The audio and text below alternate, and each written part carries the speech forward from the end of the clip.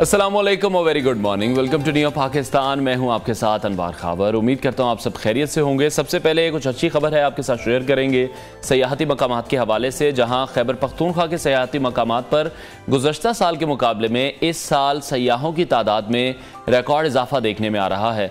खैबर पख्तूनख्वा हुकूमत की जानिब से ये बताया गया है जो शहरियों की बड़ी तादाद है अब वो सयाहत के लिए सूबे के मुख्तलिफ मकामात का रुख करती दिखाई दे रही है। और इस साल के इब्तदाई 9 माह की अगर बात करें तो इसी दौरान मुल्क भर से सयाहती इलाकों का रुख करने वाले जो सयाह हैं उनकी तादाद 1 करोड़ से भी तजावुज़ कर गई है, जो कि एक बहुत बड़ा रिकॉर्ड है। खैबर पख्तूनख्वा टूरिज़म अथॉरिटी ने रवां सीज़न के दौरान मुल्क के जो दीगर शहरों से खैबर पख्तूनख्वा आने वाले सयाहों की तादाद है उसके हवाले से आदाद शुमार जारी किए हैं, जिनके मुताबिक जनवरी से सितंबर तक 1 करोड़ 11 लाख से ज़ायद सयाहों ने खैबर पख्तूनख्वा के तफरीही इलाकों का रुख किया है, जिनमें से बड़ी तादाद हम देख रहे हैं कि वो नारान या कागान के पुरफ़ज़ा और फितरी खूबसूरती से जो मालामाल मकामात हैं वहाँ पर जा रहे हैं, एंजॉय करें अपनी फैमिलीज़ के साथ। महकमा सयाहत के मुताबिक हमारे जो अपने हैं वो तो सैर करने आते ही हैं, लेकिन जो गैर मुल्की सयाह हैं उनकी तादाद में भी मुसलसल इजाफा हो रहा है, जो कि एक बहुत अच्छा साइन है पाकिस्तानी टूरिज़म के लिए, क्योंकि जो सयाहत है वो किसी भी मुल्क के लिए बहुत ज़्यादा इम्पॉर्टेंट समझी जाती है। और हम देख रहे हैं कि पिछले कुछ सालों में इस डिपार्टमेंट में बहुत ज़्यादा काम भी किया जा रहा है। मज़ीद इस पर बात करेंगे, भी शामिल करते हैं top stories.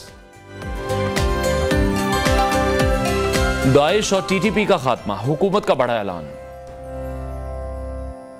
Cipher case, chairman PTI और शाह महमूद कुरैशी मुजरिम करार। एशियन गेम्स में पाकिस्तानी दस्ते की नाकामियों का सिलसिला जारी। और महंगी गाड़ी में सब्जियां बेचने वाला कौन?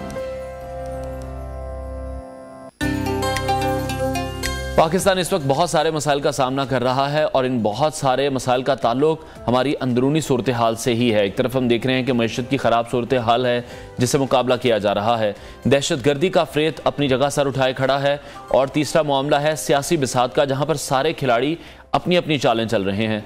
मौलाना फजलुर रहमान इस ख़राब सूरत हाल पर कुछ यूं तबसरा करते दिखाई दे रहे हैं।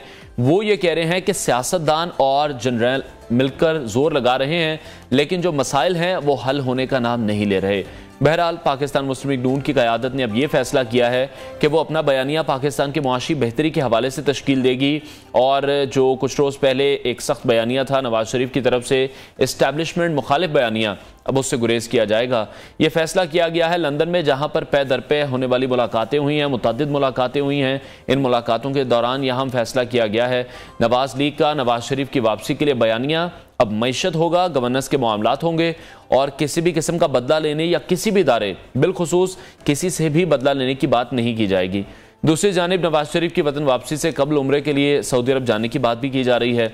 उधर FIA ने साइफर केस का चालान ऑफिशियल सीक्रेट एक्ट अदालत में जमा करा दिया है, जिसमें चेयरमैन PTI और शाह महमूद कुरैशी को साइफर केस में कसूरवार करार दिया गया है। FIA ने चेयरमैन PTI और शाह महमूद कुरैशी को ट्रायल करके सजा देने की इस्तदा कर दी है, और इसके साथ साथ पाकिस्तान तहरीक इंसाफ की कानूनी टीम के रुकन शुएब शाहीन ये कह रहे हैं कि उन्हें इत्तला मिली है कि साइफर केस में चालान जमा हो गया है, लेकिन अभी तक उन्हें इसका रिकॉर्ड नहीं मिला। आम इंतखाबात जनवरी में करवाने की बात की गई है, लेकिन मौलाना फजलुर रहमान इससे भी मुतमईन नजर नहीं आ रहे, और वो ये कह रहे हैं कि बाला इलाकों में बर्फबारी होगी, लोग वोट कैसे देंगे? इसका मतलब कि अभाम का सिलसिला अभी भी जारी है। जो बातें की जाती हैं कि इलेक्शन मजीद डिले हो सकते हैं, तो मौलाना फजलुर रहमान के इस सवाल में हमें ये सोच दिखाई दे रही है। इस सिलसिले में उन्होंने इलेक्शन कमीशन को भी सोच विचार करने का मशवरा दिया है। इस हवाले से मजीद बात करेंगे सीनियर तजियाकार नासिर बेग चुगताई साहब ने हमें ज्वाइन किया है। बेग आपके वक्त के लिए सबसे पहले तो दहशत गर्दी के हवाले से आपका कमेंट चाहूँगा कि फिर से हम देख रहे हैं जो दहशत गर्द हैं सर उठाते हमें दिखाई दे रहे हैं। आप क्या समझते हैं, इससे जान छुड़ाने के लिए क्या ऐसा खास करना पड़ेगा? जैसे हमेशा ही ये होता है कि हिंदुस्तान इन तमाम दहशत गर्दी की जो कार्रवाइयाँ हैं उसमें मुलविस होता है। एक वाक़या हुआ कनाडा में, द वे दे रिस्पॉन्डेड, हम सब ने देखा। जी बिल्कुल, मुझे लगता है यूँ है कि हिंदुस्तान बहुत बुरी तरह फंस गया है कनाडा के मामले में, और कनाडा ने वो किया है हिंदुस्तान के साथ जो पाकिस्तान 70 साल में नहीं कर सका। इस वक्त हिंदुस्तान के जो इत्तेहादी हैं, खुद कनाडा, अमेरिका, बरतानिया, फ्रांस, और बाकी दूसरी जो हम 5 आइज कहते हैं इंटेलिजेंस के लैंग्वेज में, वो हिंदुस्तान को बहुत प्रेशराइज कर रहे हैं बहुत बुरी तरह। लेकिन मैं समझता ये हूँ कि हमें जो हमारे अंदर मुल्क में टेररिज्म हो रहा है, कंटिन्यू हो रहा है, एक सिलसिला यकीनन हिंदुस्तान का हाथ है। मुझे याद है कि मिस्र में शर्म शेख में एक कॉन्फ्रेंस हुई थी, उसमें मनमोहन भी थे, प्राइम मिनिस्टर गिलानी भी थे, और प्राइम मिनिस्टर गिलानी ने मनमोहन को एक फाइल पेश की थी बलूचिस्तान की, जिसमें सबूत दिए गए थे कि आपके लोग हमारे यहाँ किस तरह इन्वॉल्व हैं। और मनमोहन ने उस पर हैरत का इज़हार किया था और कहा था मैं वापस जाके बात करता हूँ, और वो बात कभी नहीं हो पाई क्योंकि उन्हें शटअप कॉल दे दी गई थी उसके बाद। तो ये अब लोगों के पास सबूत मौजूद हैं, लोग हमारे बारे में बात नहीं करते हैं। अमेरिका को पता है, बरतानिया को पता है, इंग्लैंड को, फ्रांस को पता है कि ये तमाम ममालिक तो हमारे लिए स्टैंड नहीं लेंगे। हम अपने लिए स्टैंड नहीं ले सकते? हम अपने लिए स्टैंड कहाँ पर लेंगे, मुझे बताए ना आप। सिक्योरिटी काउंसिल आपकी बात नहीं करती है, जनरल असेंबली में आपके बारे में कभी कभी बात हो जाती है हल्की फुल्की। आप मसला तो ये है कि हम खड़े हुए कहाँ हैं। हम कनाडा तो है नहीं, हम कनाडा नहीं है, हम कोई माशी ताकत नहीं है। हमारा जो हशर हो चुका है मईशत का वो आपके सामने है जी। और यही मईशत है जो दुनिया में, और देखिए अब वो नारे खत्म हो गए इस्लामी उम्मत के और गैर वाबस्ता ना वाबस्ता तहरीक के, इस तरह के नारे खत्म हो चुके हैं। अब जो है वो माशी नारा है, मंडी का नारा है, मिसाइल का नारा भी नहीं है। और मिसाइल का नारा कन्वर्ट होकर टेररिज्म में बदल गया है। जीत दौल का जो फलसफा है आज से 7-8 साल पहले का, वो यही है ना कि पाकिस्तान को अंदर से भूसा मारो, उसे अपने लोगों से मरवाओ, पैसे दे दो उनको, प्लांट कर दो, उन्हें खरीद लो। उन्होंने किया ये, उन्होंने किया और कामयाब रहे वो। हम उसका जवाब नहीं दे पाए, सच्ची बात ये है। हम उसका जवाब हिंदुस्तान में दे सकते थे, लेकिन हमने अपने आप को रिस्ट्रेन किया, हमने अपने आप को रोक के रखा हमने। तो एक बड़ा मौका है ये हमारे लिए कि हम पूरी कुव्वत के साथ हमारी खारजा पॉलिसी। ठीक है बेग साहब, इस वक्त हम देख रहे हैं बहुत सारे महाजों का हमें सामना है, जिसमें सबसे अहम जो मामला है वो मुल्की मईशत का हम देख रहे हैं। आपको लगता है इसका हल जो है वो आम इंतखाबात में ही छुपा है, ताकि जब आम इंतखाबात हो जाएंगे उसके बाद एक भरपूर हुकूमत आए, उसको काम करने दिया जाए, वो अपना टेन्योर कंप्लीट करेंगे, एक पॉलिसी शुरू करें ताकि जो हमारे मुआशी मामलात हैं वो तो दुरुस्त हों? देखिए, मैं मौलाना फजल का जिक्र किया, वो कल से मैं उनको सुन रहा हूँ। उनका पहला जुमला कि मसला माशी है, मैं एग्री करता हूँ, लेकिन उसका हल जो बता रहे हैं वो गलत है। उसका हल वही जो आप बता रहे हैं कि पहले इंतखाबात हो, सियासी इस्तेहकाम हो। देखिए, जब हुकूमत कायम होगी तो सियासी इस्तेहकाम आएगा, सीधी सी बात है। जो 16 महीने गुजरे हैं वो भी एवं ही गुजर गए, बस गुजर गए, और वो मेरे ख्याल है अच्छे नहीं गुजरे, वो बुरे गुजरे, और उसमें भी इख्तलाफात बहुत रहे, इसाक डार में और मुफ्ता इस्माइल में, जिसके से मीशत का कचरा हुआ। दूसरा ये कि जब इंतखाबात होने के बाद हुकूमत आएगी तो वो 5 साल के लिए होगी, एक स्टेबिलिटी होगी, आपको फॉरेन पॉलिसी में हेल्प मिलेगी, आपको आपके जो ब्रदर इस्लामी ममालिक हैं जो हाथ रोके बैठे हुए इंतजार में, देखे ना जो कमिटमेंट्स हैं उनके, तो आपका ऑलरेडी ऑन मेज है ना, ऑन टेबल है, वो पूरे क्यों नहीं कर पा रहे हो? वजह ये कि वो सोच रहे हैं कि होना क्या है जी, वो अनसर्टेन है वो। तो एक तो ये, लेकिन दूसरा जो हिस्सा मौलाना का कि पहले मईशत को ठीक किया जाए, वो मैं उससे एग्री नहीं करता। पहले आप इंतखाबात कराइए, फिर मईशत पे जाइए। अच्छा, इंतखाबात से पहले नवाज शरीफ की वापसी की बहुत बात हो रही है, और बहुत सारी बातें इसमें, जिस तरह से बहुत बड़ी बातें नवाज शरीफ ने कर दी, लेकिन ये बड़ी बातें 2 दिन में ही रिवर्स हो गई। तो इससे तो मुराद फिर यही है कि जो ताकतवर हल्के हैं वो किसी भी कसूरवार को सजा नहीं देना चाहते, जिस तरह से सुनते आए हैं कि मट्टी पाव वाला काम ही होगा फिर। देखिए, बात ये है कि मैं तो नहीं कह सकता कि ताकतवर हल्के सजा देना नहीं चाहते, वो सजा देते रहे हैं, अपने यहाँ भी देते रहे हैं। वो 9 मई का जो वाक़या है, इस पर देख लें आप, बहुत से लोग कैद में हैं, फौज की हिरासत में बहुत से लोग, और वो प्रोसेस चल रहा है। और उस प्रोसेस में नवाज शरीफ साहब खुद इंटरेस्टेड हैं बहुत ज़्यादा कि वो कंप्लीट हो, उनको सजाएं हो, ताकि बकौल शख्स से उनको लेवल प्लेइंग फील्ड मिल जाए।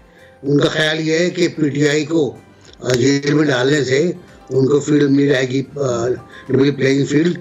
लेकिन मेरा अपना अंदाज़ा ये है कि जो मुल्की सूरत हाल है उसमें नवाज शरीफ साहब ने 2 दिन में जो अपना बयानिया तब्दील किया है रतनगेज है। देखिए, जिस दिन शायद मैं आपके यहाँ कहा था शहबाज शरीफ साहब वापस गए सेकंड डे, जिसे हम कहते हैं उल्टे पैरों वापस जाना, उल्टे पैरों वापस गए, उसी दिन मैंने कहा था, दरख्वास्त की थी कि मेरे नज़दीक ये गैर मामूली है, ये गैर मामूली मैसेज है। और ये गैर मामूली मैसेज ना शहबाज शरीफ की तरफ से ना नवाज शरीफ की तरफ से, ये किसी और तरफ से है कि भाई आप आए हो, आ जाओ और अब वापस जाओ, जाके ये कहो। तो अब आप फिर यही देख रहे हैं कि किसी से बदला लेने की बात अब वो नहीं करेंगे और मसला हल करने का तरीका भी यही है। अगर गवर्नमेंट में दोबारा वापस आते हैं, क्या बयानिया बनाएगी नून लीग, नवाज शरीफ क्या बयानिया लेकर आएंगे? और नवाज शरीफ हर दफा इक़्तिदार में फिर जब आते हैं तो फिर से नाकाम हो जाते हैं, फिर से एस्टेब्लिशमेंट के साथ उनकी नहीं बन पाती। देखिए, बात यही है कि जो बयानिया बना था उसमें मेरा ख्याल है कि मुस्लिम लीग के लोग, मुमकिन है मैं गलत हूँ, कुछ जोश में आए थे, कुछ उनमें उबाल आया था और लगता था कि मुज़ाहमत का जो बयानी है वो बहुत तगड़ा है और वो फीडबैक जा रहा है बहुत अच्छा कारकुनों को कि शेयर आ रहा है। लेकिन उसके बाद जो हुआ, उसके बाद उनका बयान भी आया जब ये हुआ कि जनाब नहीं, ऐसा नहीं करें आप। फिर उनका अपना वीडियो आता है जिसमें वो कहते हैं इनको सजा दिए बगैर इन 3-4 अफराद को मामला हल नहीं होगा। फिर उसके बाद बात होती है, 4 दिन बात होती है और आखिर 5वें दिन कहते हैं कि अल्लाह पे छोड़ दिया। अब अल्लाह पे छोड़ रहे हैं हम चीज़ों को, बहुत अच्छी बात है, बहुत अच्छी बात है, बड़ा ज़बरदस्त जज्बा है ये। तो फिर अल्लाह पे 9 मई भी छोड़ दें आप, अल्लाह पे 9 मई भी छोड़ दें भाई। तो ये मुझे नहीं लगता कि ये बयानिया अहम ही तब्दील हो गया है, खिदमत का बयानिया आ गया। अब बयानिया तब्दील किया गया, ठीक है। अच्छा, जिस तरह से मौलाना फजलुर रहमान ने देखा हमने कि खराब हालात की निशानदेही वो इस तरह से कर रहे हैं कि जो सियासतदान है और जो जनरल है वो दोनों जोर लगा रहे हैं, लेकिन मसाइल तो हल नहीं हो पा रहे। बात तो इस वक्त मौलाना फजलुर रहमान फिर ठीक ही कर रहे हैं कि कंट्रोल में तो नहीं है चीजें किसी के भी। देखिए, कंट्रोल में जब होंगी ना, जब आपको आपका बायर, आपसे सामान इंपोर्ट करने वाला, आपको मदद देने वाला, आपको इन्वेस्टमेंट करने वाला इस बात पर ट्रस्ट कर रहा हूँ ना कि मुल्क के हालात क्या हैं, इस मुल्क की सूरत हाल है क्या मेरी इन्वेस्टमेंट यहाँ सिक्योर होगी, महफूज होगी, कोई ऐसा कानून तो नहीं आ जाएगा जो मेरी इन्वेस्टमेंट का धन तख्ता कर दे, क्या ये अपेक्स कमेटी फॉर इन्वेस्टमेंट काम करती रहेगी, क्या इसका एजेंडा यही रहेगा या इसमें कोई तो बहुत से सवाल आते हैं इन्वेस्टर के पास। अभी इन्वेस्टमेंट आनी शुरू हुई है लेकिन उतने बड़े पैमाने के नहीं है, मतलब 25-25 अरब डॉलर की इन्वेस्टमेंट नहीं है, सिवाय सीपैक के। सीपैक ने अभी तक डायरेक्ट जो है इन्वेस्टमेंट और 25 अरब 40 करोड़ डॉलर की है और तकरीबन 1.5 लाख लोगों को रोजगार दिया है। ऐसी आपको 4-5 इन्वेस्टमेंट चाहिए और ये उस वक्त आएंगी। और देखिए, मुझे अभी भी लग रहा है, मैं फिर एक शुबे का इज़हार कर रहा हूँ, मैं गलत हूँ बिल्कुल, मुझे पता है, लेकिन मुझे शुबा है कि चीन अभी भी अब फिर एक बार फिर जरा सा कंफ्यूज हो गया है कि हम क्या करना चाह रहे हैं। उसके सफीर का जो भी बयान आया था कि हम पाकिस्तान से मजीद प्रोजेक्ट करने के लिए तैयार हैं, इसका मतलब है वो तैयार है, आप तैयार नहीं है, आप स्लो कर रहे हैं काम को, आप ठीक है। बहुत शुक्रिया सीनियर तजियाकार नासिर बेग चौथाई साहब, हमारे कन्वर्सेशन थे। ब्रेक लेते हैं, ब्रेक के बाद आपको दोबारा ज्वाइन करेंगे, साथ रहिए।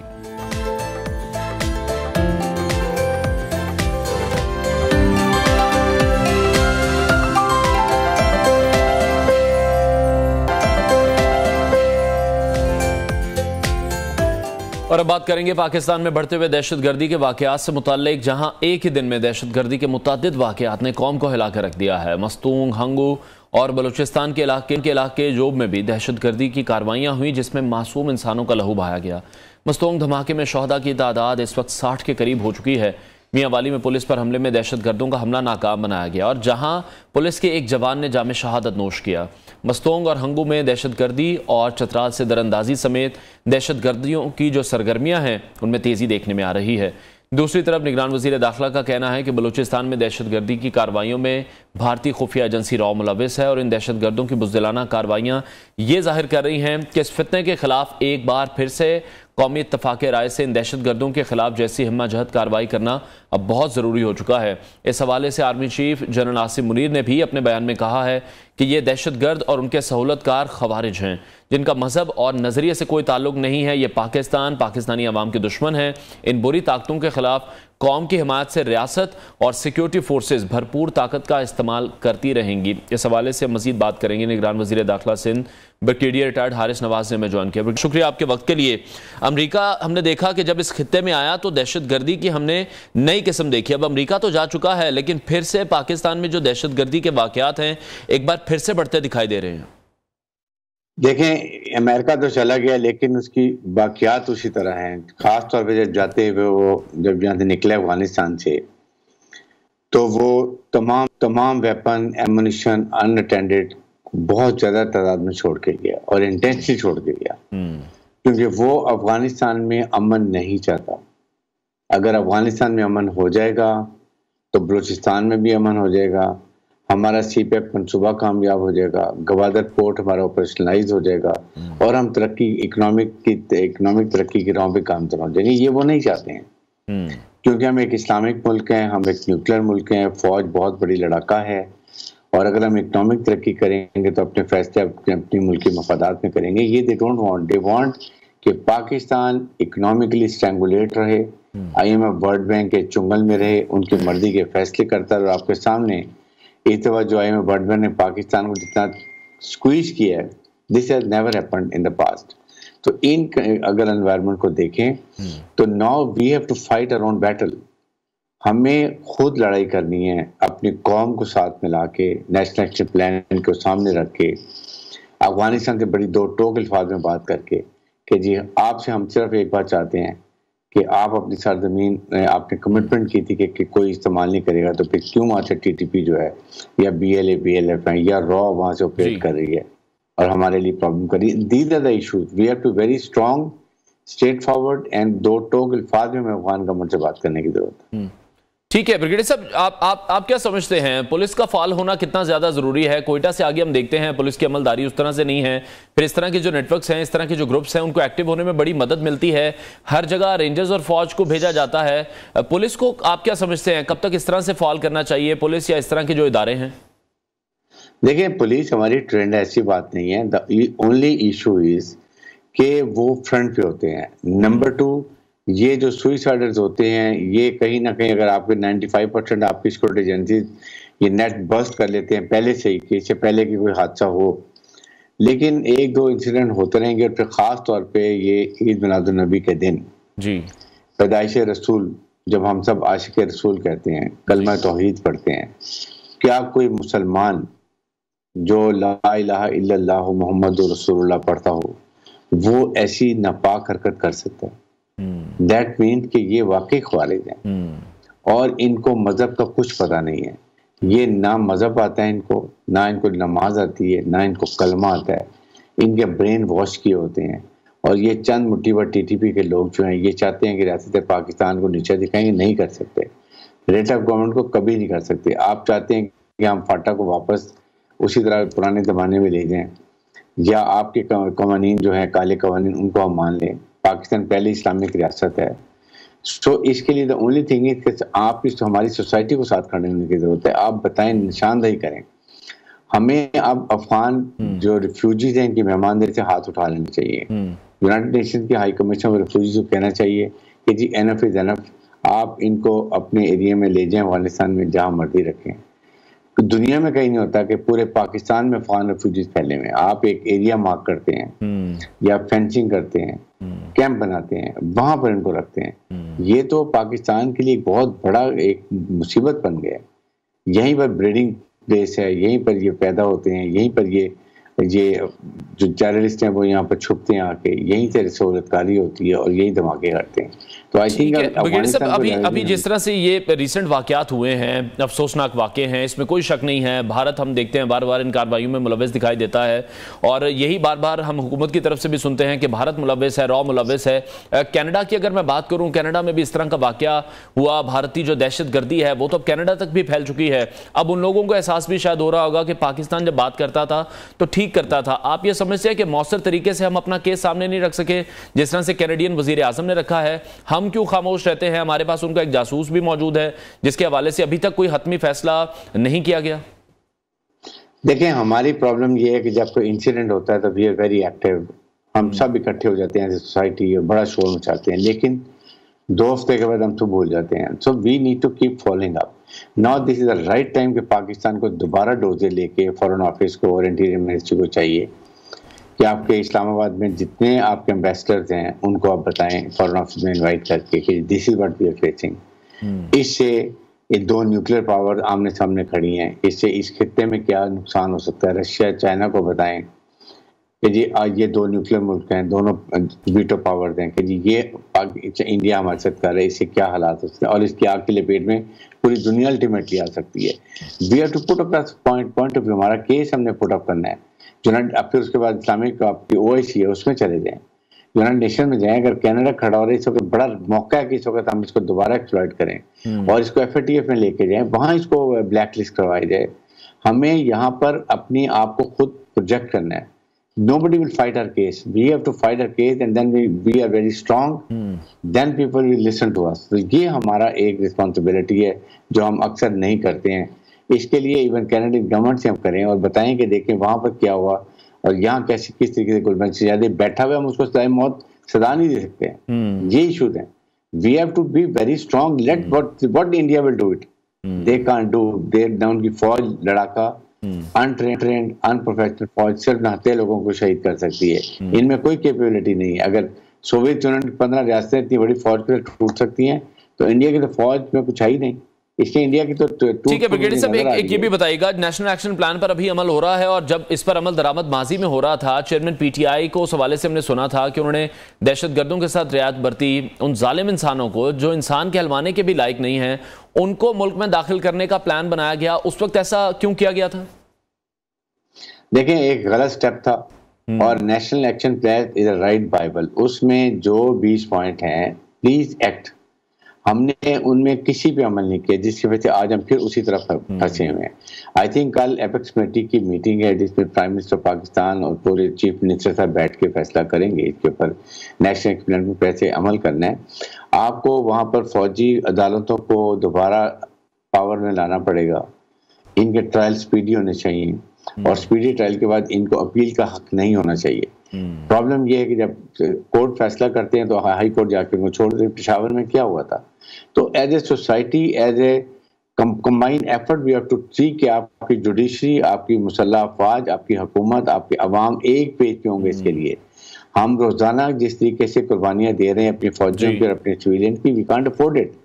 आज people of KPK and Balochistan की क्या वो करे, पंजाब और सिंध में तो बहुत कम है।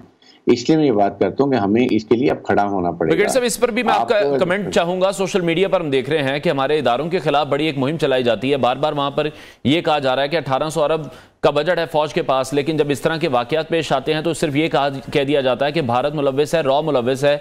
इस तरह के अनासर को भी शायद देखने की जरूरत है जो पाकिस्तानी फौज पर ही सवाल उठाते हैं।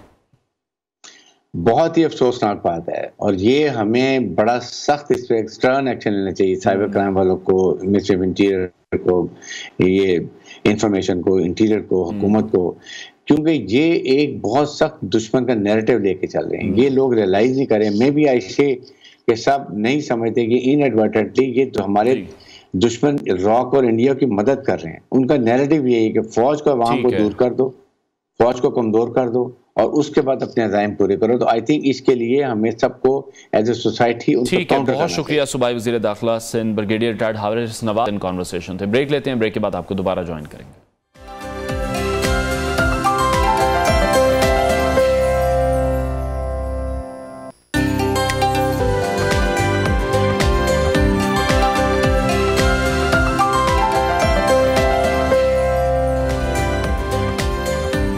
Welcome back. माजी में कौमी खजाने का बेदरेग इस्तेमाल एक ऐसी खराबी है जिससे मुल्क की मईशत दिवालिया होने के खतरे से दो चार है। दूसरे गैर ज़रूरी अखराजात के अलावा आला सरकारी अफसरों, बाज़ महकमों और इदारों के मुलाजमीन के लिए भारी तनख्वाहों के अलावा दूसरी गैर मामूली मराहत भी कौमी खजाने पर बहुत बड़ा बोझ हैं। निगरान हुकूमत की तरफ से नए टैक्स लगाने के लिए जो IMF का मुतालबा है उसे भी मुस्तरद कर दिया गया है और सरकारी सतह पर किफ़ायत शारी की मीठी गोली हमने देखा कि हर हुकूमत देती है, लेकिन कभी भी कुछ नहीं हुआ। और अब देखते हैं कि इस मामले पर क्या होता है। खैर, पेट्रोलियम मसनूआत की अगर बात करें तो हुकूमत ने पेट्रोलियम मसनूआत की कीमतों में 11 रुपये फ़ी लीटर तक कमी का ऐलान किया है। आइंदा 15 रोज़ के लिए पेट्रोल की फ़ी लीटर कीमत जो है उसमें 8 रुपये की कमी की गई है, जबकि डीजल की कीमत में 11 रुपये फ़ी लीटर कमी की गई है। दूसरी जानिब सूरत हाल यह है कि हुकूमत ने पेट्रोल और डीजल पर तेल कंपनीज और जो डीलर्स हैं उनका मार्जिन बढ़ाया है, जिसके नतीजे में पेट्रोलियम मसनूआत का जो मुकम्मल रिलीफ है वो आप और हम तक नहीं पहुंच सका। उधर पाकिस्तानी रुपया अपनी कारकर्दगी के एतबार से दुनिया की दूसरी करेंसीज को पीछे छोड़ चुका है। अब हुकूमत नए टैक्स लगाने की तरफ जा रही है, जहां परचून, ज़राअत और रियल एस्टेट पर टैक्स लगाने का डिसीजन लिया जा रहा है। टैक्स रिटर्न की बात करें तो 19 लाख लोग टैक्स रिटर्न फाइल कर चुके हैं और इसके साथ साथ रिटर्न फाइल करने की तारीख में तौसीह भी कर दी गई है। माहिर मईशत डॉक्टर शाहिद हसन सिद्दीकी ने हमें ज्वाइन किया है, उनसे इस हवाले से मजीद बात करेंगे। डॉक्टर साहब, बहुत शुक्रिया आपके वक्त के लिए। हुकूमत ने आया है 19 खरब की बचत के हवाले से, आपको क्या लग रहा है कि एक बार फिर से ये मीठी गोली ही दी जा रही है? तमाम हुकूमतें आती हैं, इस तरह की बातें करते हैं कि कौमी ख़जाने का वाहिद अकाउंट है, जो तमाम इदारे हैं वो इसमें पैसे जमा करवाएंगे बचत करके। बहुत शुक्रिया आपका तज्जिया बिल्कुल दुरुस्त है। असल में जो निगरां हुकूमत मुख्तसर वक्त के लिए आते हैं उनका काम होता है एक्शन लेना, मनसूबा बंदी करना, मुस्तकबिल की बातें करना, वो उनका काम नहीं होता। इनकी तवज्जो ज़्यादातर इन्हीं बातों के ऊपर है, लीपापोती की तरफ। इनका काम तो ये था कि टैक्सों की चोरी रोकें, जो नाजायज़ असासे हैं उनके ऊपर जो है वो हाथ डालें, उससे तकरीबन कुछ 4100 अरब रुपया मिल सकता है। इसके अलावा जो शाहाना अखराजात हैं उनमें गैर ज़रूरी अखराजात हैं जिनमें कमी की गुंजाइश है, कानून के मुताबिक वो करें। लेकिन बदकिस्मती से ऐसा नज़र आता है कि अशराफिया की मईशत है, अशराफिया को कोई भी नाराज़ नहीं करना चाहता और जो है वो आवाम को सिर्फ कुचला जाता है। तो ये जो पॉलिसी है इससे कभी भी मतलूबा नताइज हासिल नहीं होते। मसलन ये था कि अभी गिलगित बिल्तिस्तान वालों ने शायद एक एक्शन लिया है, वो ये करके दिखा दें। मतलब जितनी भी हुकूमती शोबे की गाड़ियां हैं, हुकूमत की गाड़ियां हैं और जो अफसरान को मिली हैं या पुलिस के पास हैं या और दूसरे इदारों के पास हैं या जो आपके पब्लिक सेक्टर के पास हैं, उन पर बड़े बड़े लिफाफों में लिखवा दिया जाए कि ये गाड़ी टैक्स पेयर की मिल्कियत है। इसका मतलब ये कि पिकनिक पर, होटलों में, रेस्टोरेंट में इधर उधर जो घूमती फिरती हैं तो आवाम की भी नजर आएगी। तो मेरा मकसद ये कि अगर कुछ और नहीं कर सकते तो प्रेशर टैक्टिक्स ही डाल दें, तो इससे नहीं कर रहे। इससे मुझे ऐसा लगता है कि बदकिस्मती से वही अशराफिया की मईशत है, उनको हम नाराज नहीं करना चाहते और लीपापोती की बातें कर रहे हैं। ठीक है, ठीक है डॉक्टर साहब, हुकूमत पेट्रोलियम मसनूआत का जो पूरा रिलीफ है हमने देखा वो अवाम को नहीं मिला। जब महंगाई होती है तो वो तो बड़े भरपूर तरीके से की जाती है, जब प्राइसेस बढ़ती हैं, कंपनीज का, डीलर्स का मार्जिन बढ़ाया गया, वो भी एक मजबूरी थी, लेकिन अवाम इधर पिस रहे हैं, अवाम का भरकस निकाला जा रहा है। क्या लग रहा है आपको कि जो पेट्रोलियम मसनूआत की कीमतें हैं आगे जाकर कुछ कम होंगी या फिर मजीद ऊपर जाने के चांसेस हैं? देखिए, आपने एक अहम नुक्ता उठाया है। पहली बात यह है कि इस हुकूमत ने, निगरां हुकूमत ने एक महीने में 58 रुपए कीमत बढ़ाई थी, 58 रुपीज फी लीटर पेट्रोल की, उसमें से 8 रुपए कम कर दिए। आज भी जो उनको विरसे में मिला था नर्ख, उससे 50 रुपए लीटर ज्यादा है इस कमी के बावजूद। मुमकिन है ये कुछ थोड़ी बहुत कमी कर दें, मगर जो चीज वाज़ेह तौर पर मैं आपको बता रहा हूं कि आने वाले वक्त में हमारे रुपए की कदर जो है वो गिरेगी, पेट्रोल के नर्ख बढ़ेंगे, बिजली के नर्ख बढ़ेंगे, गैस के नर्ख बढ़ेंगे और ये बात हुकूमत को पता है। 58 रुपए गिराने के बाद, बढ़ाने के बाद 58 रुपए फी लीटर आपने 8 रुपए कर दिए, उसका क्या शोर डालना। बेसिकली तो चीज ये है कि जो आप वजूहात बता रहे हैं कि आलमी मंडी में तेल की कीमतें कम हुई हैं, लेकिन अब ये नजर आ रहा है कि ये शायद आगे आलमी मंडी में कीमतें बढ़ेंगी। रुपए की कदर में जो भी बेहतरी है, जिसका ये कह रहे हैं कि दुनिया की बेहतरीन करेंसी बन गई, मुझे खदशा ये नजर आ रहा है कि चंद महीने के अंदर ये 250 की बात कर रहे हैं, मुझे ये 320 पे नजर आ रहा है डॉलर, और जून तक जो है 340 पर नजर आ रहा है, 250 पे नहीं। क्यों? क्योंकि वो इस्लाहात नहीं कर रहे हैं। अगर इस्लाहात करें तो आ जाएगा। तो अगर रुपए की कदर गिरती है तो लाजमी बात है कि पेट्रोल के जो नर्ख बढ़ेंगे, बिजली के नर्ख भी बढ़ेंगे। इसी तरीके से अगर ये अखराजात में कमी नहीं करते हैं, लेकिन डॉक्टर साहब डॉलर किस तरह से कंट्रोल होगा? जो छोटी एक्सचेंज कंपनी है उनकी ये बात कर रहे हैं कि उनको अगर खत्म कर देंगे तो मसला हल हो जाएगा, और जिस तरह से डॉलर की अफगानिस्तान स्मगलिंग है, अगर उसको ब्रेक लगती है तो उससे भी फर्क पड़ सकता है। इन पर भी कमेंट कीजिएगा और साथ ये भी बताएं कि अफगानिस्तान से आप क्या समझते हैं, हमारी मईशत को कितना नुकसान पहुंच रहा है, इसका क्या सोल्यूशन है? देखिए, बात ये थी कि अफगानिस्तान की जो लोकेशन है और हमारे जो मफादात हैं वो लैंडलॉक कंट्री है, हमें हर हालत में उनकी मदद करनी है, क्योंकि हमारी सलामती के तकाजे और हमारी तिजारत और सरमायाकारी वहां से जुड़ी है।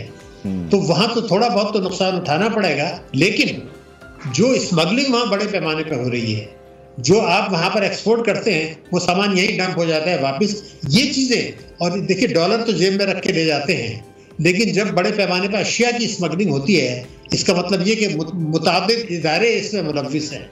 इसका मतलब ये कि जो ज़मीनी हक़ाइक़ हैं, जो सलामती के तकाज़े हैं, उनको मद्देनज़र रखते हुए जो हमारे साथ अफगानिस्तान को हमें ज़बरदस्त नुकसान हो रहे हैं, उसमें ज़बरदस्त कमी की जा सकती है। डॉलर की स्मगलिंग को मुकम्मल तौर पर रोका जा सकता है। दूसरी तरीके से जो एक्सपोर्ट हो रही है, जो डंप हो जाती है, उनको रोका जा सकता है।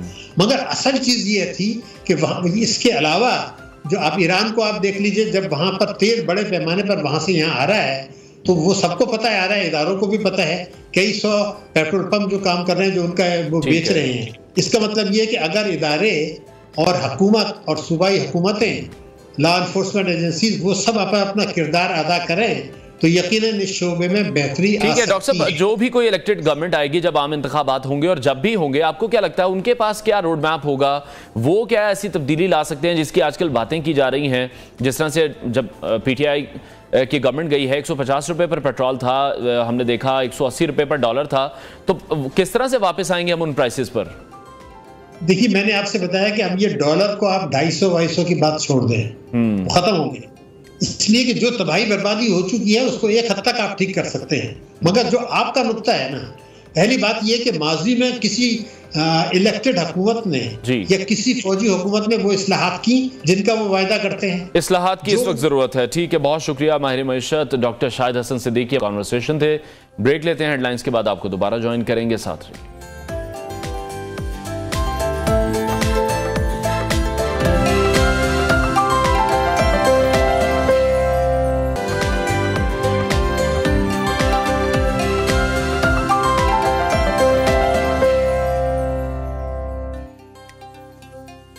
Welcome back. अभी रुक करेंगे गुजरांवाला का, जहां एक बहुत ही अफसोसनाक वाकया पेश आया है, जहां पर पसंद की शादी करने वाले जोड़े और लड़की की वालिदा के कत्ल का वाकया शाहीनाबाद के इलाके में लड़की के घर पर पेश आया है।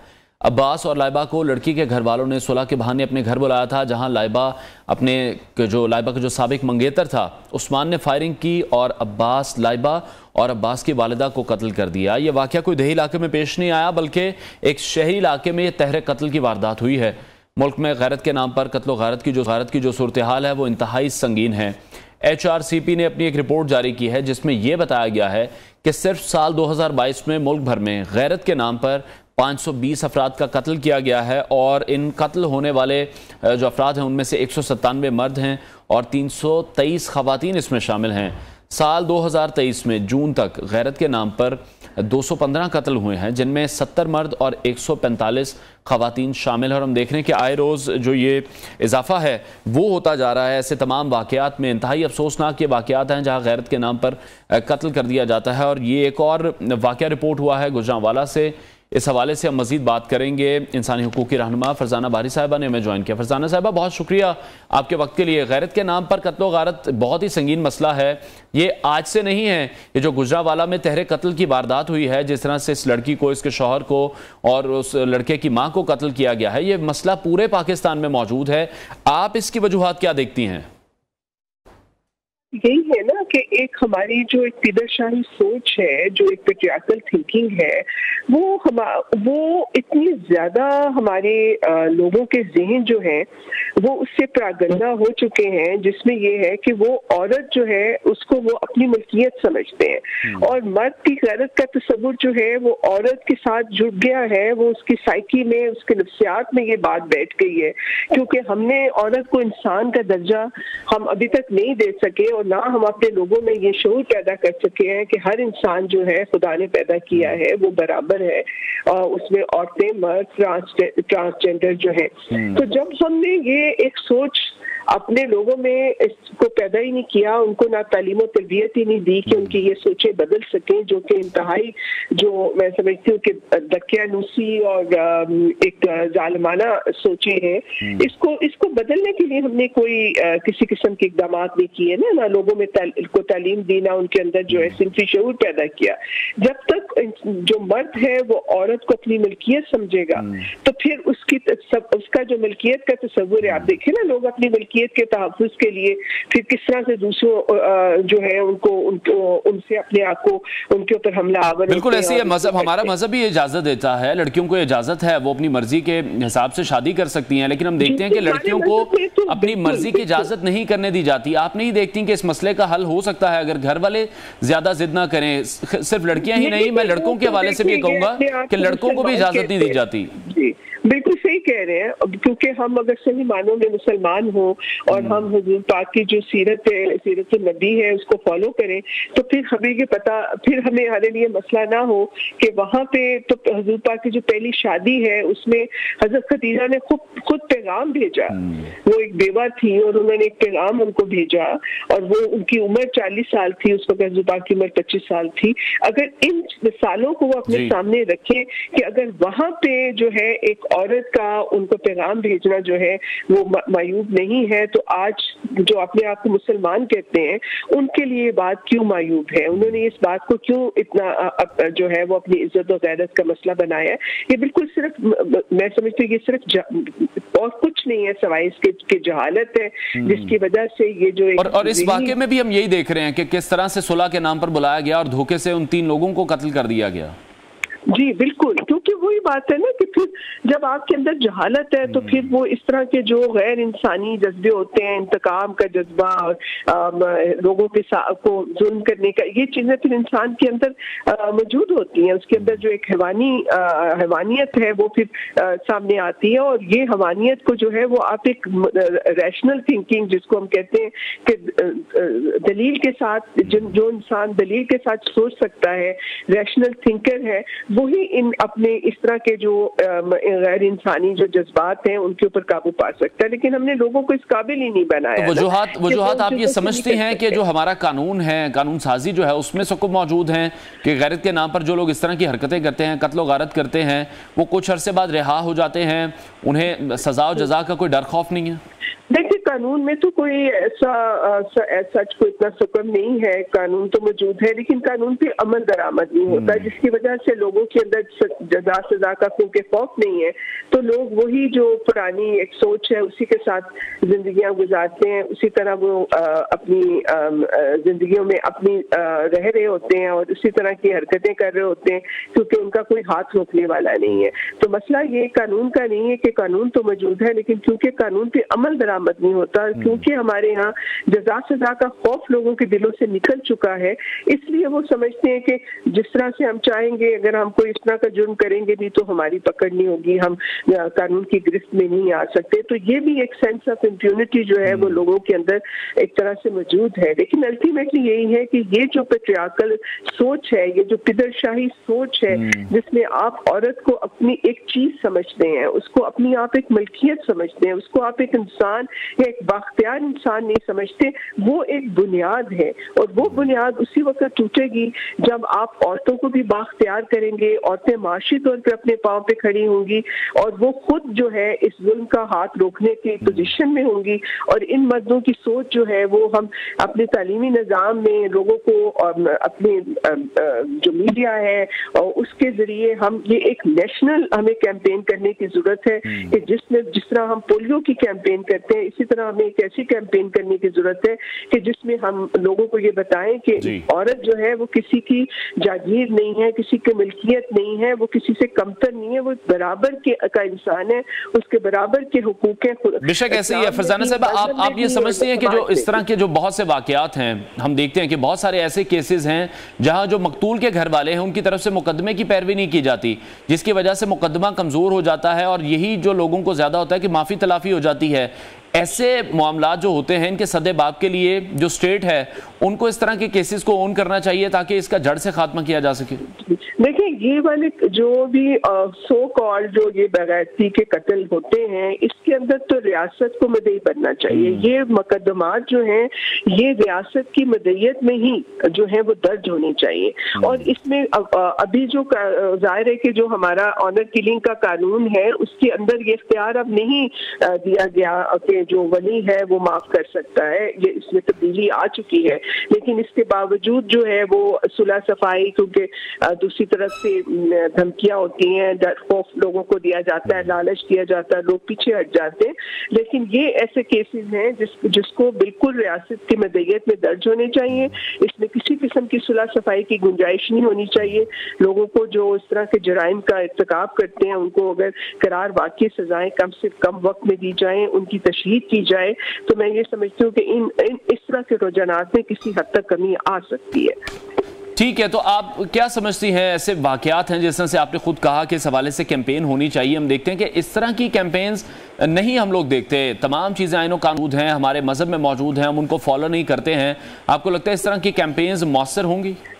जी देखिए, मैं समझती हूँ कि एक पाकिस्तान में जिस तरह का सिंफी तशद्दुद हो रहा है, चाहे वो गैरत के नाम पे हो रहा है या जो मुख्तलिफ कल्चरल फॉर्म ऑफ वायलेंस है जिसमें औरतों को जो है वो बनी कर दिया जाता है, सुलह बदले सुलह में दे दिया जाता है, सो कॉल गैरत के नाम पे कत्ल है, कुरान से शादियां हैं ये, और घरेलू तशद्दुद है, रेप हो रहे हैं। तो इस सूरत हाल में एक इमरजेंसी इस वक्त डिक्लेयर होनी चाहिए। औरतों के हवाले से जो एक सिंफी तशद्दुद है उसके हवाले से एक इमरजेंसी डिक्लेयर होनी चाहिए। एक नेशनल कैंपेन जो है वो जो है जिसका मैंने कहा, ताकि लोगों की सोचें हम जो है उनको बदलें। लोगों की जो एक वो उनकी एक पेट्रियार्कल जो थिंकिंग है उसको तब्दील करने के लिए बहुत ज़रूरी है। हमारा जो तालीमी निसाब है उसको रिव्यू करने की ज़रूरत है। और बहुत मैं समझती हूँ वॉर फुटिंग पे ये जो ये सोच है इसको हमें। ठीक है, बहुत शुक्रिया फरजाना बारी साहिबा, हमारे साथ इन कॉन्वर्सेशन थी। हम स्टूडियोज में दिया चौधरी साहिबा ने इनसे इस हवाले से मजीद बात करेंगे। बहुत शुक्रिया आपके वक्त के लिए। हम ये देखते हैं कि आए रोज़ इस तरह के वाकयात रिपोर्ट होते हैं, कवानीन मौजूद हैं, हमारे मजहब में भी इस हवाले से सख्ती से है कि लड़की की मर्जी के बगैर आप उसकी शादी नहीं कर सकते। लेकिन यहाँ पर ये उल्टा ट्रेंड है, फोर्सफुली शादियां करवाई जाती हैं। और अगर कोई लड़की अपनी मर्जी से शादी कर लेती है तो अंजाम हम देख रहे हैं कि गुजरांवाला में कितना अफसोसनाक वाकया पेश आया। उस लड़की को मार दिया गया, उसके शौहर को मार दिया गया, उस लड़के की वालदा को भी मार दिया गया। Thank you for having me mister Anwar and team. मैं ये कहना चाहूँगी as a human rights defender, मैं ये समझती हूँ कि ख़ानदानी रवायात हों या सियासी लगाव हो या मजहबी जज्बात हों, कोई भी चीज़ इंसान की जो पर्सनैलिटी है या उसकी ज़ाती आज़ादी राय है या उसकी पसंद है, इंसानियत से बड़ा कुछ भी नहीं है। कोई भी अच्छाई या बुराई है, आप अगर किसी भी माशरे में किसी भी सोसाइटी में रहते हैं, जैसे आपने बात की है, तो हर इंसान का ये फ़र्ज़ बनता है, इंसानियत सबसे पहले है, इंसानियत का एहतराम करना चाहिए। चाहे वो हमारा इस्लामिक लॉ है या कंट्री लॉ है, वो हमें ये अथॉरिटी देता है कि हम दूसरे इंसान का एहतराम करें। जहाँ तक आपने पसंद की शादी की बात की, तो उसमें भी 18 साल की बालग लड़की हो जाए तो वो अपनी मर्जी से अपनी ज़िंदगी का फैसला कर सकती है। अगर हम ख़ानदानी रवायात और जिस तरह से अभी गुजरांवाला का वाक़या है या बाकी सारे वाक़यात हमें देखने में आए हैं, तो इसकी सबसे बड़ी वजह है लैक ऑफ अवेयरनेस।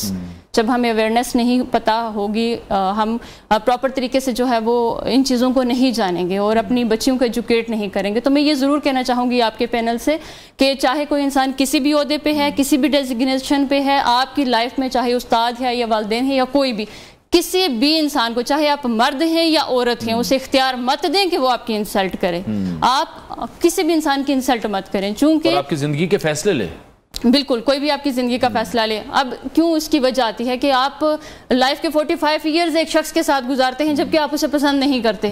तो क्या है कि आप एक छत के तले तो रह रहे हैं, आपने बच्चे पैदा कर लिए हैं, आप सर्वाइव कर रहे हैं, लेकिन आप जिंदगी जी नहीं रहे, कंप्रोमाइज कर रहे हैं, और उससे फिर आपस में आप लोगों को ज़हनी सेहत ख़राब होती है, प्रॉपर तरीके से माशरा सर्वाइव नहीं करता। तो इन सारी सिचुएशन में जहाँ पे हमारी गवर्नमेंट की जिम्मेदारी, मैं समझती हूँ अनवर साहब के कहीं ना कहीं हमारी गवर्नमेंट की भी इसमें जिम्मेदारी में कहीं कमी रह गई है कि हम जिस तरह से स्कूल कॉलेज का सिलेबस है या हमारा लिटरेचर है उसमें हमें ये चीज़ें प्रोवाइड करनी चाहिए। हमें, जैसे मैं यहाँ पे एक और चीज़ शामिल करना चाहूँगी, चाहे PTI की गवर्नमेंट है या अनोली की गवर्नमेंट है, कुछ कोर्सेज चाहे वो IT के रेलिवेंट हैं या ख़वातीन के रेलिवेंट हैं, कुछ शार्ट कोर्सेज इन्होंने इंट्रोड्यूस करवाए जो फ्री ऑफ कास्ट थे, जिस पे उन्होंने स्टाइपेंड भी दिया। और मेरी अपने रेफरेंस से, मेरी अपनी ऑर्गेनाइजेशन से तकरीबन थाउजेंड्स में ख़वातीन ने ज्वाइन किया और अभी सारी बहुत अच्छा बिजनेस कर रही हैं।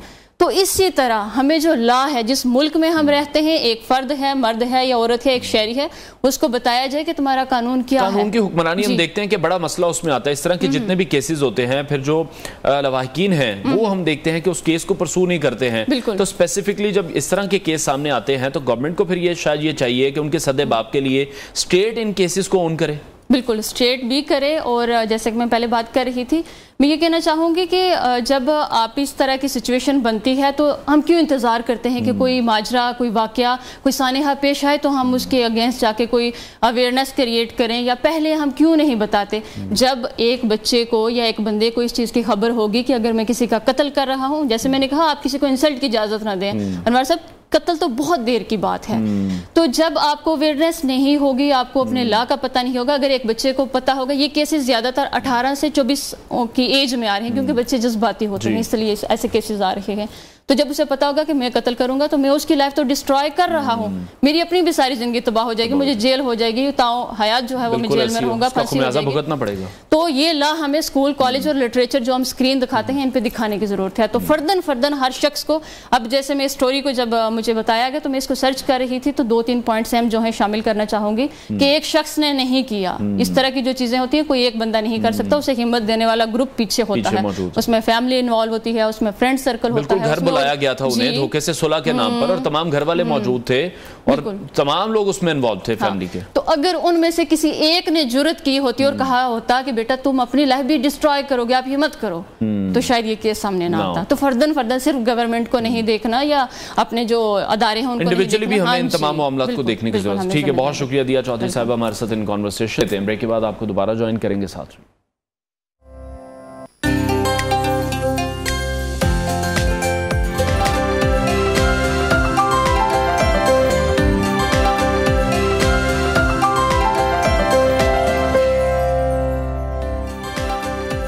Welcome back. और अब बात करेंगे क्रिकेट वर्ल्ड कप की, और इस वक्त तमाम निगाहें भारत में होने वाले वनडे वर्ल्ड कप पर मरकूज हैं, जहां पर क्रिकेट मार्का बस अब चंद दिन की ही दूरी पर है। पाकिस्तान वनडे वर्ल्ड कप का जो बाकायदा आगाज़ है वो 6 अक्टूबर को नीदरलैंड के खिलाफ मैच से करेगा। और इससे पहले न्यूजीलैंड के खिलाफ जो मैच हुआ था, वैसे तो उस पर बात करने को भी दिल नहीं कर रहा, जिस तरह की परफॉर्मेंस हमारी रही, बड़ा अच्छा हमने टारगेट दिया, लेकिन बॉलिंग डिपार्टमेंट हमने देखा कि हमें नाकाम नजर आया। चेयरमैन पीसीबी कमेटी जो है ज़का अशरफ, वो ये कहते हैं कि प्लेयर्स अभी एडजस्ट हो रहे हैं, पाकिस्तानी टीम कम बैक करेगी। वैसे हमें भी यही उम्मीद है कि पाकिस्तानी टीम कम बैक करे, लेकिन अभी तो हमें जो हमारी याददाश्त है उसमें सिर्फ यही है कि जैसे ही एशिया कप में भारत के खिलाफ पहला मैच हुआ, पाकिस्तानी बॉलर्स ने शानदार कारकर्दगी दिखाई, उसके बाद से लेकर आज तक जो पाकिस्तानी फास्ट बॉलिंग है वो हमें फॉर्म में नजर नहीं आ रही है। ऊपर से जो क्रिकेट नाकदीन हैं वो भी पाकिस्तानी स्क्वाड से नाखुश दिखाई दे रहे हैं। जो स्पिनर्स की कारकर्दगी है वो बहुत ज़्यादा एक बड़ा मसला बनी हुई है। ऐसे में जो साबिक कप्तान हैं शाहिद आफरीदी, उन्होंने बाबर 11 को जारहाना क्रिकेट खेलने का मशवरा दिया है। तो एक तरफ तो पाकिस्तानी क्रिकेटर हैदराबाद में खूब मज़े के दिन गुजार रहे हैं, तो उधर पाकिस्तानी जो सहाफ़ी हैं, जो शायकीन हैं, जो पाकिस्तान से भारत ट्रैवल करना चाहते हैं इस वर्ल्ड कप को देखने के लिए, वो भारत की रिवायती हठधर्मी की वजह से अभी भी वीज़ों के इंतज़ार में हमें दिखाई दे रहे हैं। Senior sports analyst Naseem Rajput साहब ने हमें ज्वाइन किया, उनसे इस हवाले से मजीद बात करेंगे। नसीम साहब, बहुत शुक्र वक्त के लिए। वार्म अप मैच में हमने देखा जो पाकिस्तानी फास्ट बॉलर हैं या स्पिन बॉलिंग थी वो हमें बिल्कुल भी फॉर्म में नजर नहीं आई। एशिया कप से हम ये देख रहे हैं कि भारत के खिलाफ जब पहला मैच हुआ बड़ी ज़बरदस्त बॉलिंग हमारी रही, लेकिन उसके बाद से लेकर अभी तक हमारी बॉलिंग को क्या हो गया? पूरी दुनिया में ये बात हो रही थी कि शाहीन नंबर 1 बॉलर हैं, हारिस रऊफ हैं हमारे पास, नसीम शाह खैर इंजर्ड हो गए, तो एकदम हमारे बॉलिंग अटैक को क्या हुआ? आप क्या मसला देख रहे हैं?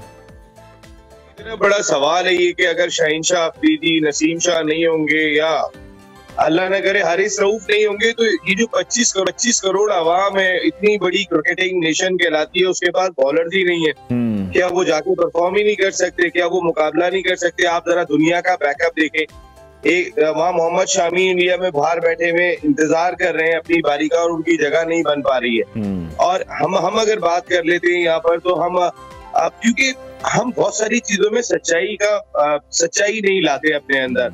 एक बहुत ही आसान सी एग्जांपल है, अगर नसीम शाह अवेलेबल नहीं थे तो जमान खान ऑटोमेटिक चॉइस बनते थे। ऐसे में जब एहसान भी नहीं है, वो भी अनफिट है, हसनैन भी अनफिट है, तो जमान बनते थे। लेकिन आप out of the box Hasan Ali को लेकर आए, जो सबसे एक्सपेंसिव बॉलर भी साबित हुए उस मैच में। उस मैच में शहीनशाह अफरीदी ने बॉलिंग नहीं की, उस मैच में शादाब खान ने बॉलिंग नहीं की, लेकिन फिर भी आप अगर 346 रन 6 ओवर पहले चेस करा रहे हैं तो आपकी बॉलिंग के हवाले से बहुत सारे सीरियस क्वेश्चंस हैं। और फिर आपकी बैटिंग कितने रन स्कोर करे, देखिए अगर आप अपनी बैटिंग को भी देखेंगे तो रिजवान और बाबर की पार्टनरशिप ने थोड़ा सा देर में जाके एक्सीलरेट किया। एक्सीलरेट करने के बावजूद हम 346 रन तक पहुंच गए। तो इसका मकसद है कि इंडिया की पिचेस पर बैट्समैनों का रोल ज्यादा बढ़ गया है बॉलर की निस्बत, क्योंकि अब बैट्समैनों को बोर्ड पे रन सजाने पड़ेंगे। देखिए ये श्रीलंका की कंडीशन नहीं है, इंडिया की कंडीशन। इंडिया वो मुल्क है कि जहां पर सबसे ज्यादा 300 रन बने और सबसे ज्यादा 300 रन चेस हुए। उनकी पिचेस, उनकी आउटफील्ड जो है वो उसका मुकाबला दुनिया में दिखाई नहीं देता और यहाँ पे रन ज्यादा बनते हैं। पाकिस्तान की प्लानिंग क्या है, पाकिस्तान किस तैयारी के साथ क्या है? देखिए अभी बहुत सारे सवालात हैं। हमारी टीम इंडिया पहुंच गई है, हम कहते हैं बैक करना चाहिए, हमें सपोर्ट करना चाहिए, लेकिन जिस फ्रेम ऑफ माइंड के साथ पाकिस्तान क्रिकेट टीम गई है, एशिया कप में हमें इंडिया से एक भारी मार्जिन से शिकस्त हुई, देन उसके बाद हमें श्रीलंका के खिलाफ शिकस्त का सामना करना पड़ा, हम फाइनल में नहीं पहुंचे, हम फेवरेट की हैसियत से गए थे। और अब हम जो इंडिया गए वो एक टूर्नामेंट से हम फेवरेट से अंडरडॉग बन गए। देखिए जो सच्चाई है उसको, क्योंकि नसीम शाह बिल्कुल उसको एक्सेप्ट करना चाहिए। और आपकी बात को मैं बिल्कुल मानूंगा कि जिस तरह आप कह रहे हैं कि अगर शाहीन नहीं होंगे, हारिस नहीं होंगे, नसीम नहीं होंगे, तो फिर हम लोग क्या करेंगे। बिल्कुल आपका पॉइंट ठीक है। और खास तौर पर जो एक सिचुएशन क्रिएट कर दी गई है शाहीन आफरीदी के लिए, वो आप क्या समझते हैं कितनी मुश्किल है, उन पर कितना प्रेशर है कि शाहीन ने तो पहले ओवर्स में विकेट लेनी ही लेनी है, और फिर हम ये देखते हैं कि जब वो विकेट नहीं ले पाते फिर वो एक गैर जरूरी प्रेशर का शिकार हो जाते हैं। ये तर्ज अमल बड़ा बुरा है। देखिए शाहीन से एक्सपेक्टेशन तो हमें यही होती है कि वो नए बॉल से हमें विकेट लेकर देंगे, और एशिया कप के जिन मैचेस में हमें शिकस्त का सामना करना पड़ा वहां उन्होंने हमें नई गेंद से विकेट लेकर नहीं दी, बल्कि वो वेवर्ड हुए, वो लेग स्टंप की जानिब उनका गेंद पड़ के गया जिसपे स्ट्रोक लगे और बड़े रन स्कोर किए वहां पर रोहित शर्मा ने भी। और उन्होंने मोमेंटम, ये देखिए शहीनशाह अफरीदी पाकिस्तान का वो बॉलर है कि या तो मोमेंटम दे देगा या नहीं दे, या तो टीम को मोमेंटम मिल गया या नहीं मिला। और अब इतने बड़े क्वेश्चंस दिखाई देते हैं अनवर भाई, यहाँ पर अगर आप देखेंगे तो बहुत बड़े सवालात जुड़ गए हैं यहाँ पर, इस वजह से कि शहीनशाह अफरीदी चले एक एंड से नसीम शाह करते थे बॉलिंग, आपके पास दूसरे एंड से नई बॉल करने वाला बॉलर कौन है? अगर हसन अली को आप ट्राई करते हैं, he is not a very good new ball bowler, उन्होंने दरमियान में आके ओवर्स किए। आपको याद होगा जब पाकिस्तान ने चैंपियंस ट्रॉफी जीती थी उस वक्त भी शहीनशाह अफरीदी और आमिर आगाज करते थे, हसन अली दरमियान में आके बॉलिंग करते थे। तो आपको जो है वो हसन अली नहीं करते, हारिस रऊफ नई बॉल नहीं करते। अच्छा आपका स्पिनर कोई ऐसा नहीं है कि जिसको आपने तैयारी कराई हो नई बॉल करने की। अम्माद वसीम को आदत थी नई बॉल करने की, वो कर लिया करते थे, आपने उन्हें टीम में शामिल नहीं किया। आप आज भी अपनी टीम को बैक तो नसीब साहब फिर इसका मतलब जो टीम सिलेक्शन पर बातें हो रही थी वो तो दुरुस्त हो रही थी, जिसको बाबर हमने देखा बड़े कॉन्फिडेंटली वो डिफेंड करते हमें दिखाई दिए कि वो बहुत बेहतर जानते हैं कि उनके लिए प्लेयर कौन सा खेलता है, टीम के लिए फाइट कौन करता है। लेकिन परफॉर्मेंस बेस्ड ही नहीं जब प्लेयर्स होंगे तो किस तरह से जस्टिफाई करेंगे अब बाबर, क्योंकि शादाब परफॉर्म नहीं कर पा रहे हैं। स्पिनिंग डिपार्टमेंट जिस तरह से आप इमाद वसीम का नाम ले रहे हैं, बहुत बार ये नाम आया कि इमाद को खिलाना चाहिए, अबरार का नाम बहुत दफा आया, लेकिन हमने देखा चेंजेस नहीं किए गए। देखिए बाबर आजम, मैं एज ए बैटर बात नहीं कर रहा, एज ए कप्तान बाबर के लिए ये वर्ल्ड कप मेक और ब्रेक है। आप समझ लें उनके लिए सूरत हाल ऐसी है, आगे कुआं पीछे खाई।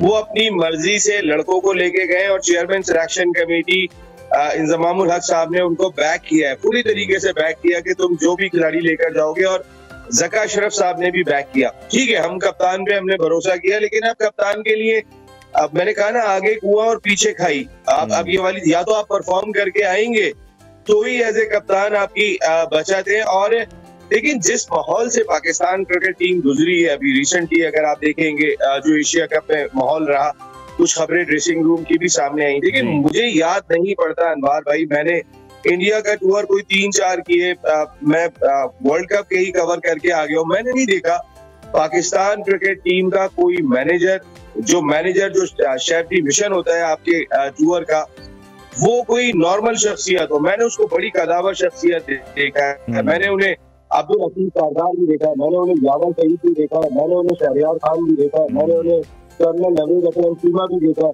आप किसी भी हाई प्रोफाइल टूर पे, स्पेशली इंडिया का टूर हो या अगर आप बात करते हैं वर्ल्ड कप हो, आप हमेशा कोई हाई प्रोफाइल शख्सियत को मैनेजर भेजते हैं। अब आपने रेहानी हक मैनेजर भेजा है, रेहानी हक नॉर्मल से काफी है, आपने वो खिलाड़ियों के साथ किट टाइम पे घूम रहे हैं। अरे भाई आप अगर अल्लाह न करे पाकिस्तान क्रिकेट का ड्रेसिंग रूम वो ड्रेसिंग रूम है कि जहाँ पे बल्ले भी चल चुके हैं और यहाँ पे कोई नई बात नहीं होती है।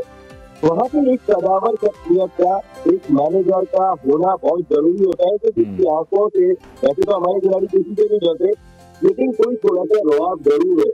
अगर यहाँ पे अल्लाह न करे जो हम खबरें सुन रहे थे, देखो टीम जब भागती है तो मामला खराब होते हैं, वही मैनेजर की मैनेजमेंट देखी जाती है। आप एक यंग लड़के को लेके चले गए, अगर खुदा न खास्ता अगर किसी खिलाड़ी का 2 अगस्त से कोई मामला हो जाता है, जैसे में एकदम उठ जाते हैं, लोग बचा लेते हैं, अगस्त ऑफ ब्लड होता है वक्त, अगर ये मैनेजर बीच में आए तो पहले इनके हाथ पड़ेगा कि भाई तुम इस तरह से बीच में आप ठीक है, इस वर्ष का आदमी आपका मैनेजर भेज दिया, आपने कोई चीज ध्यान से नहीं रखी है, आपने जैसा आप अपने करके बोझ उठा रहे हैं, 3 साल का कॉन्ट्रैक्ट दे रहे हैं।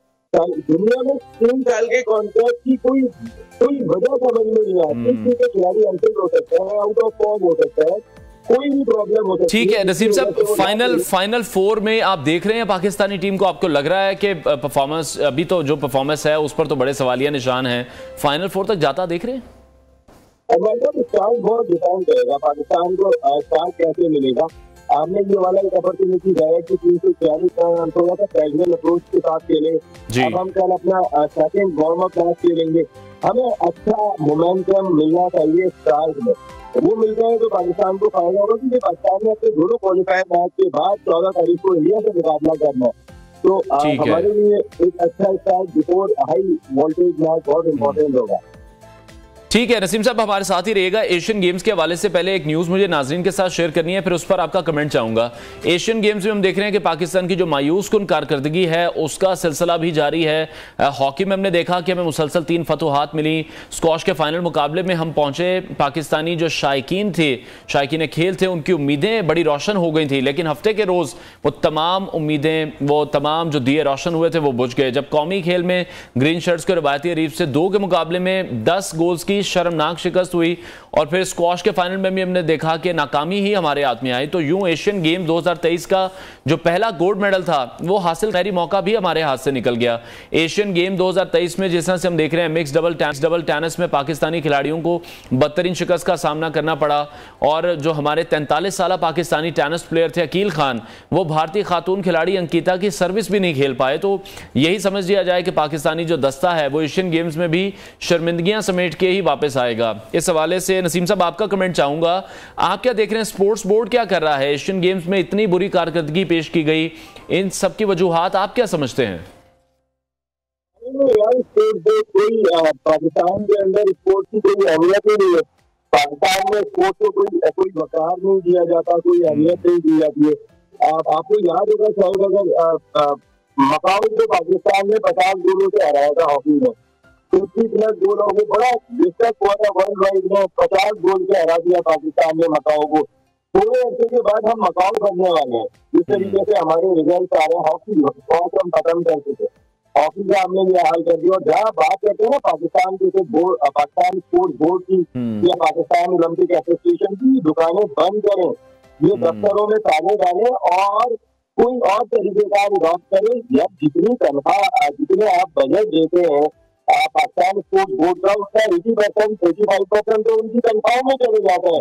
मुलाजिमों की मौज, जफर मौज भरी पड़ी है, इदारों में तो कुछ भी नहीं कर रहे। पता चलता है जो एसोसिएशन को देने का पहले वो 5 लाख रुपए बचता है, आप 5 लाख रुपए में एसोसिएशन क्या करेगी? नसीम साहब, हम खुद लोगों को तनकीद का मौका देते हैं। टेनिस फेडरेशन के पास कोई नौजवान खिलाड़ी मौजूद नहीं था, एक 43 साल प्लेयर को भेजा गया। पाकिस्तान 25 करोड़ की आवाम है, एक नौजवान टेनिस खिलाड़ी हमारे पास मौजूद नहीं है। बैनुल अक़वामी सतह पर हम देखते हैं जो टेनिस खिलाड़ी है वो औसतन 33 साल की उम्र में रिटायर हो जाते हैं। आपने कभी जाके देखा है, अपने कोर्स का हाल देखा है, या टेनिस को कितनी तवज्जो दी जाती है, कभी जाके देखा? आपको अंदाजा हो जाएगा। यानी कौन आएगा यहाँ पे खेलने के लिए? टेनिस तो वैसे बहुत महंगा गेम है, जहाँ आपको क्लब में जाना पड़ता है खेलने के लिए। हमारे यहाँ आमतौर पे कोई नहीं है यहाँ पे स्पोर्ट्स। यार सिंपल सी बात ये कि ये सिर्फ अगर कोई अपने पर्सनल टैलेंट पे ऊपर आ जाता है तो उसको 2 दिन के लिए ये मीडिया भी और ये मुल्क थोड़ा सा कोई यहाँ पे टॉप ऑफिशियल मिल भी लेते हैं, मुलाकात करते हैं। इधर वो दरवाजे से गया, इधर ये वो मामला ही खत्म हो गया, ये चैप्टर ही खत्म हो गया। आज अगर अरशद नदीम आपके लिए परफॉर्म कर रहा है तो क्यों नहीं कोई एकेडमी अभी से कायम करते हो भाई? अरशद नदीम के इस वक्त को फायदा उठाओ। जो अच्छा वक्त हॉकी का था, जो स्क्वॉश का था, उस वक्त आपने टाइम नहीं दिया। आप समझे कि ये मुल्क जो है वो गॉड गिफ्टेड टैलेंट प्रोड्यूस करता रहेगा, इसी तरीके से चलता रहेगा? ऐसा नहीं होता। आज अगर अरशद नदीम आपके पास एक एग्जाम्पल है, छोड़ दें टेनिस, हॉकी साइड में उठा के रखें। इन खिलाड़ियों के साथ आप हॉकी खेलेंगे, बेचारों को आपको देने के लिए जो है वो डेली बेसिस के पैसे तक तो होते नहीं है। बिल्कुल। और आप एक्सपेक्ट करते हैं कि आपकी टीम जाके मुकाबला करेगी। बहुत शुक्रिया senior sports analyst Naseem Rajput साहब हमारे साथ इन कॉन्फ्रेंस। ब्रेक लेते हैं, ब्रेक के बाद आपको दोबारा ज्वाइन करेंगे, साथ रहिए।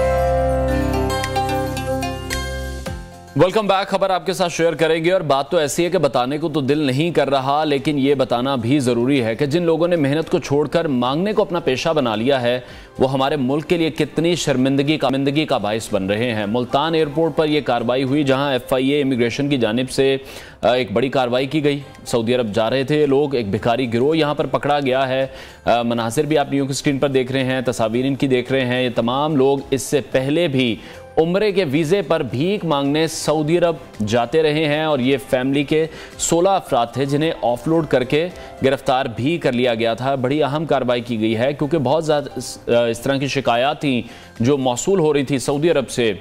मुल्तान से उम्रे वीज़े पर सऊदी अरब जाने वाली ये एक फैमिली है जिसे शक की बुनियाद पर जब इनसे पूछताछ की गई तो फिर तफ्तीश के दौरान ये इंकशाफ हुआ कि ये पूरा ख़ानदान ही भीख मांगने के लिए सऊदी अरब जा रहा था और ये इनका कारोबार है। इसी तरह ये आते जाते हैं, उम्रे के वीज़े पर वहाँ पर जाते हैं और दौरान तफ्तीश उन्होंने ये भी बताया है कि 3 एजेंट्स ने जो एजेंट्स हैं उन्होंने सऊदी अरब में हमारी रिहाइश के इंतजाम किए थे और वहाँ से जो भीख मिलनी थी उसकी आधी रकम का वादा किया गया था कि वो आधी रकम एजेंटों को दी गई थी। तो अब देखना यह है कि जो एजेंट्स हैं क्या उनके खिलाफ भी कोई कार्रवाई की जा रही है जो बार बार इस तरह के लोगों को भेज रहे हैं जो कि हमारे मुल्क का नाम ख़राब कर रहे हैं। इससे पहले भी हमने देखा कि सेनेट की कामा कमेटी के इजलास में जो सेक्रेटरी ओवरसीज़ पाकिस्तानी हैं उन्होंने ये इंकशाफ किया था कि बैरून मुल्क से गिरफ्तार होने वाले जो 90% भिखारी हैं वो पाकिस्तानी होते हैं और ये लोग उम्रे के वीज़े पर जाते हैं, वहाँ ये घिनौना काम करते हैं। इनको हर सूरत रोकना चाहिए और आइंदा के लिए भी इन पर सख्त से सख्त पाबंदी लगानी चाहिए। अब कार्रवाई तो की गई है, देखते हैं इस पर अगला एक्शन क्या होता है। जो एजेंट्स हैं क्या उनके खिलाफ एक्शन लिया जाता है? जो लोग इन वीज़ों पर बाहर जाते हैं उनके खिलाफ अब क्या कार्रवाई की जाएगी? किस कानून के तहत अब इन्हें गिरफ्तार किया जाएगा? किस तरह से इन्हें रोका जाएगा? और एक और चीज़ मैं आप लोगों से शेयर करना चाहूँगा, बैक इन फरवरी, इसी साल के फरवरी में जब मैं भी उम्रा अदा करने के लिए गया था तो खाना काबा के सामने एक शख्स मेरे पास भी आया। मेरे साथ ये 2 बार हुआ कि खाना काबा के बिल्कुल सामने मुझसे आकर ये कहा गया कि हमारा पासपोर्ट गुम हो गया है, हमारे पैसे गिर गए हैं, आप हमारी मदद कर दीजिए। तो इन लोगों को हरम का जो तकद्दुस है उसका भी बिल्कुल ख्याल नहीं है। इसका सबूत मैं खुद हूं क्योंकि मेरे साथ ये वाकया पेश आया और जब मैंने उस इंसान को कहा जो कि पाकिस्तानी था और यही मुझे कह रहा था कि पाकिस्तानी को पाकिस्तानी के काम आना चाहिए, तो मैंने उन्हें कहा था कि पुलिस के पास चलते हैं, तमाम आपके डॉक्यूमेंट्स के हवाले से कंप्लेन करते हैं, पैसों के हवाले से कंप्लेन करते हैं। तो वो बड़ा बुरा कर मैंने देखा कि फिर वो वहाँ से रुखसत हो गए थे और वो दोबारा फिर मेरे पास नहीं आए। तो इस तरह के बहुत से ऐसे केसेस हैं, ऐसे वाकयात हैं जो रिपोर्ट होते हैं। खैर, प्रोग्राम का वक्त खत्म हुआ है, इंशाल्लाह कल फिर आपसे मुलाकात करेंगे। अपना बहुत सारा ख्याल रखिए। अल्लाह हाफिज़।